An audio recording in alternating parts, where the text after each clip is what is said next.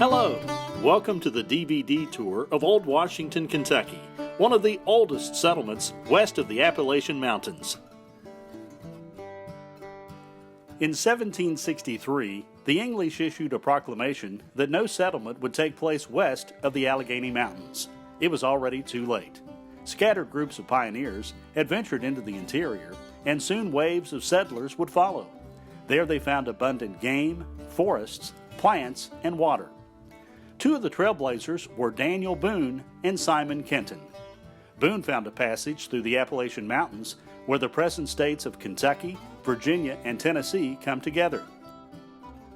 However, the route chosen by Kenton was easier and proved to be more popular.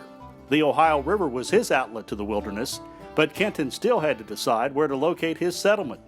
Out of thousands of possibilities, Kenton searched in several attempts for the rich cane lands at the top of the hills marked by the spot where Limestone Creek emptied into the Ohio River.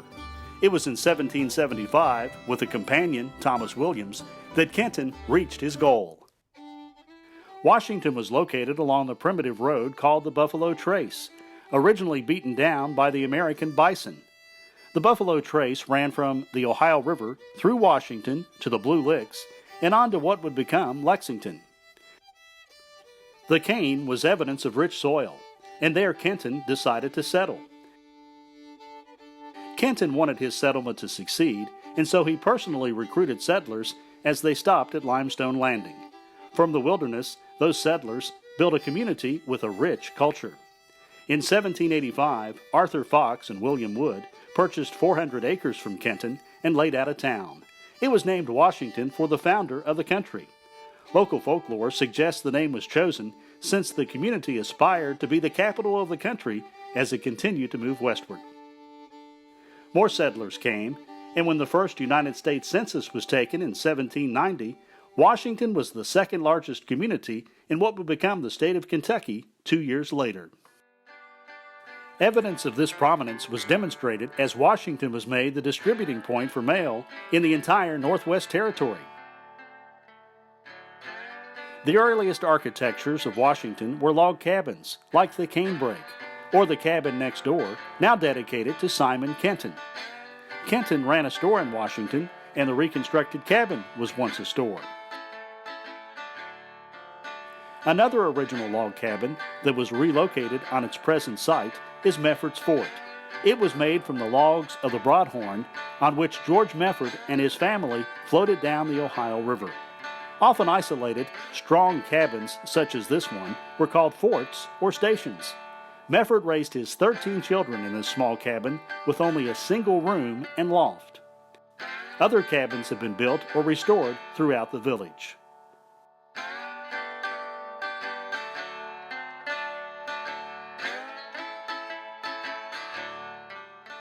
In 1788, Washington became the county seat of Mason County, and this impressive courthouse was built to regulate the affairs of a county that encompassed most of eastern Kentucky. In 1794, the keystone was placed over the door of the courthouse by builder Lewis Craig. These houses, commonly called row houses, were actually built separately at different times in the first part of the 19th century. In 1797, the first theater performance west of the Alleghenies was performed at the courthouse. A public works was constructed in 1798 when 22 wells were dug after a lottery raised $1,000 for that purpose. The late 1700s and early 1800s brought the building of many substantial homes in Washington. This house was the Pillsbury School for Boys.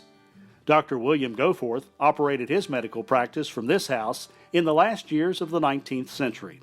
Goforth was a fellow passenger and teacher of Daniel Drake, a founder of Cincinnati. This is Paxton Inn, built by James Paxton. He hated slavery so much, he eventually moved his family out of this slave-holding state. The building has a secret stairway and a basement that the oral tradition reveals may have been used to hide slaves on the Underground Railroad. Benjamin Bayless, one of the original trustees of the town, built this house. He would go on to fight in the War of 1812. This Federal-style home The Murphy Lashbrook House is what many see as the style of an antebellum Southern home. This building was another substantial addition to the town during this growth period. The Taylor brothers ran a general mercantile business here, selling a little bit of everything. The business spanned the 19th and 20th centuries. Other prominent homes were built near Washington. Thomas Marshall, brother of the famous Chief Justice, built Federal Hill around 1800. Marshall was Mason County clerk from the county's inception until 1812.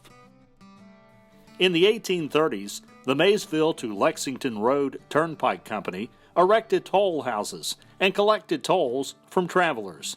This toll house is located on Paxton Street. The homes, schools, social activities, and court proceedings made for an active community. However, Maysville, the site of Limestone Landing, was growing in prominence. Steam power had improved the river as a means of transportation. A group of prominent citizens built a large brick hotel around 1842 in an effort to retain the county seat. It was built on the old stone foundation of Marshall Key's Tavern that burned in 1825. The battle was fought in the state legislature. Maysville won that battle, and the county seat was moved in 1848. Washington would play a prominent role in what is the seminal event in American history, the Civil War.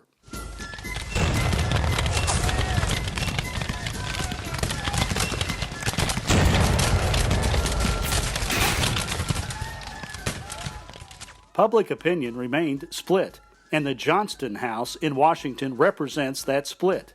This house was the childhood home of Albert Sidney Johnston. His father was a doctor.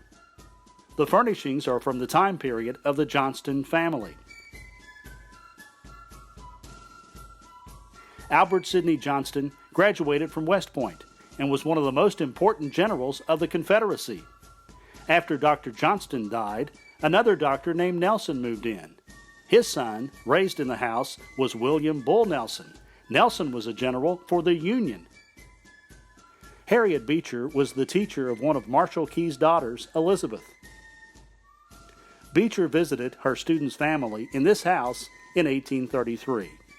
Down the street was the courthouse, and there it is believed that Beecher witnessed a slave auction.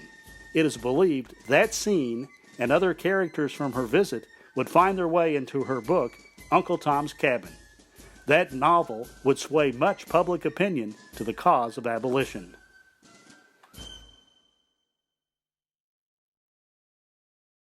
Religion did not escape the slavery issue. This church, the Methodist Episcopal Church South, was built in 1848. It took the southern position. It is said there was a balcony in the church. It was concluded that slave owners would bring their slaves to church with them, and the slaves would sit in the balcony. Another Washington church, built after the Civil War, the Presbyterian Church, replaced earlier buildings. This building, now a community center, was also an early church. An influx of Catholics came to Mason County in the mid-19th century. There was briefly a Catholic school in the town, and Washington was chosen as the site of a Catholic cemetery, St. Patrick's Cemetery.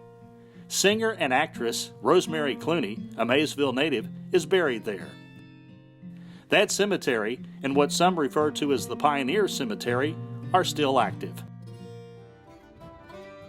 While much has changed, Old Washington is still a community where people live, work, and play.